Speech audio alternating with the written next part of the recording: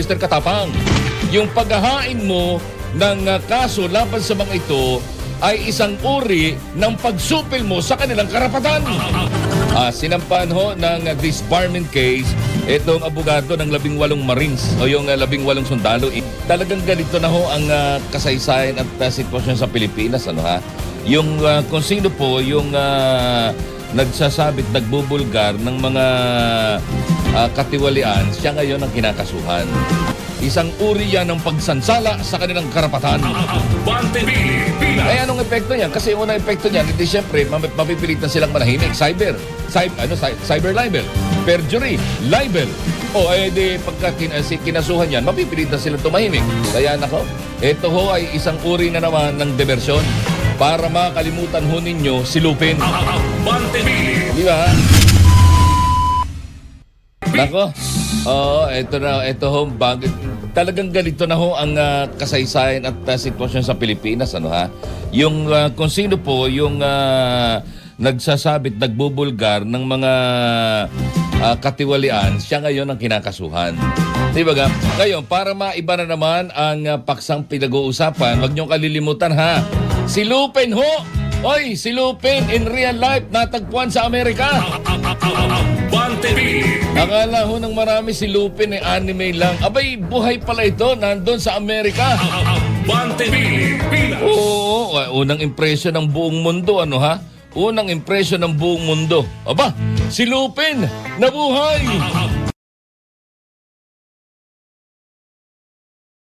Mundo. Nag-uusapan, wag niyong kalilimutan si Lupin ho! Oy, si Lupin in real life natagpuan sa Amerika. Akala ho ng marami si Lupin ay anime lang. Abay, buhay pala ito, nandun sa Amerika. Oo, unang impresyon ng buong mundo, Unang impresyon ng buong mundo. Aba, si Lupin, nabuhay! But anyway, gusto ho nilang ibahin na naman ang usapan, dahil kasabay ho ng kasabay ng pag-resurface ni Lupin sa Estados Unidos ay meron naman hong bagong pakulo. Sinampahan po ng disbarment case. Ang disbursement. Ala nga palang pera tong mga to. Alang i-disburse. Sinampahan ho ng disbarment case itong abogado ng 18 Marines o yung 18 sundalo sa kabuuan. Actually, sila ho'y tinawag na 18 Marines dahil karamihan po sa kanila ay mga dating Marines. Pero hindi ho sila lahat ay Marines. Yung iba ho ay Army at in total sila ho ay 18 dating sundalo. Dahil hindi ho nila matanggap ang mga paratang at hindi ho nila alam kung paano ho nilang ipagtatanggol ang kanilang mga sarili, sinampahan ho nitong si BJMP, yung NBP, New Bilibid Prisons Chief na si Katapang. Ito hong abogado ng former nung 18 dating sundalo. Sinampahan ito ng disbarment case para ho matanggal sa pagka-abogado. Ang kanilang dahilan ay sapagkat pag ikaw daw ay naging abogado, ikaw ay sumumpa na hindi ka magsasabi ng kasinungalingan. Napawang katotohanan lamang ang iyong isisiwalat sa pagharap mo sa korte o mapa ikaw ay taga-usig o ikaw ay tagapagtanggol. Di ba ga? Kaya lang, hindi siguro nila matanggap at hindi nila maatim na meron hong dating mga sundalo, sila ay nakasama sa mga listahan ng dinalhan o pinaghatiran ng mali-maletang basura. Basura yung term na ginamit ko kasi baka makalimutan ho ninyo, ang una nagsiwalat ho niyan ay si Orly Gutesa. Na ang tawag ho nila doon sa laman ng mga maleta ay basura.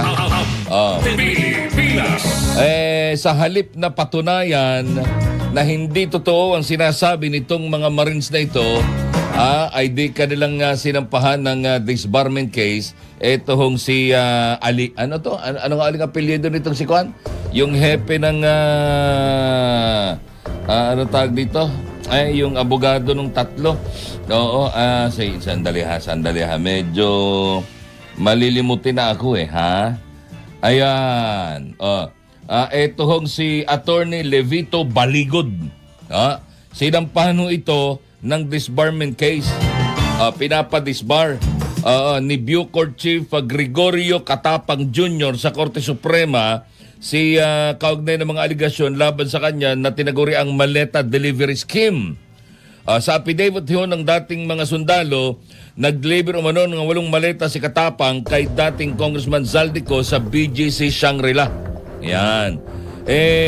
Ang sabi niya, kasi nanumpa ka kapag abogado ka na magsasabi ka lang ng totoo. You will not bear false witnesses against people. Dapat totoo lang ang sabi ni Katapang. Naghain din si Katapang ng mga kasong libel at perjury laban kay Baligod at sa 18 dating sundalo ng Philippine Marine Corps ng Armed Forces of the Philippines at ito'y kanyang inihain sa Department of Justice. Tama ho yun. Totoo yung sinasabi na ito. Ang sinasabi ho na ito ni Bucor Chief Gregorio Katapang Jr. ay totoo. Totoo ho. Na kapag ka ikaw ay abogado, ikaw ay sumumpang magsasabi ka lamang ng totoo. And hindi ka sasaksi sa sa kasinungalingan, sa walang katotohanan. Ayun, totoo ho 'yon. Kaya lang ho, ang tanong, gaano ka kasiguro na hindi totoo ang sinasabi nitong mga ito? Does the filing of disbarment case and libel and perjury against these people ang tawag dito, prove that you are innocent? Ay, hindi. Hindi ganon, Mr. Katapang. Yung paghahain mo ng kaso laban sa mga ito ay isang uri ng pagsupil mo sa kanilang karapatan. Kaya kung ikaw ay talagang walang kasalanan, patunayan mo. Patunayan mo. Kung talagang sinasabi na ikaw ay nag-deliver ng salapi doon sa BGC Shangri-La, ay di alamin mo kung kailan yung sinasabi na yon. Imbestigahan mo. Mayroon niyang kopya ng kanilang mga CCTV records. Unless otherwise, automatic na nabubura. Pero kung tutusin, dapat sa mga CCTV files na yan ho ay dapat ay nakatenga yan ng at least 3 taon. Dapat. Hindi ko alam kung may batas na ganun, pero nakagisna na namin yan At least, yung mga video na yan, dapat 3 taon at least nandyan yan. Kaya lang yung may mga malalaking lugar para sa kanilang library, hindi lang 3 taon, dekada Yung mga tape pa nung araw, di ba? Nung araw kasi ay ang ginagamit nung araw ay Umatic tape. Tapos naging Betacam. At pagkatapos ay naging digital na. Naging digital na. Hindi pa ho doon nagtatapos ang lahat. Hindi ba? Naging yung P2, digital na yan. Hanggang ngayon. Yun hong mga tape nung araw, unti-unti na rin ho nilang inililipat sa digital copy para mas lumuwag ang kanilang library at mas mabilis ang paghahanap. Kasi nga naman, kung catalog, may catalog yan listahan ng mga tape at laman ng bawat tape.